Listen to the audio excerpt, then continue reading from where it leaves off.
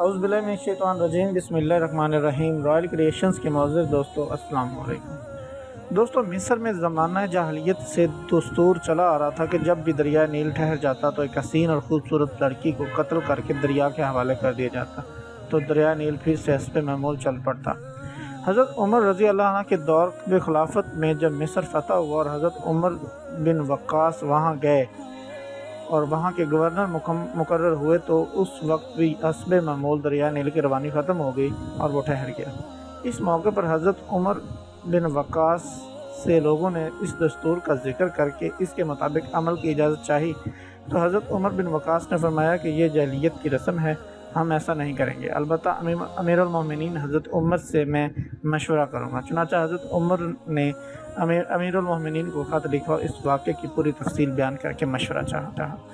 حضرت امیر المومنین حضرت عمر فاروق نے اس کے جواب میں دریا نیل کے نام ایک چٹھی روانہ فرمائی اور حضرت عمر بن وقاص کو لکھا کہ وہ چٹھی دریا نیل میں ڈال دے۔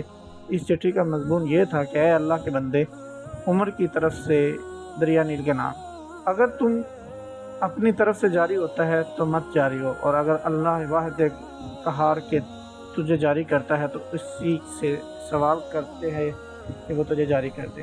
حضرت عمر بن وقاص نے یہ چٹھی دریا نیل میں ڈال دی۔ ڈالنا ہی تھا کہ دریا نیل خوب تیزی کے ساتھ رواں دواں ہو گیا۔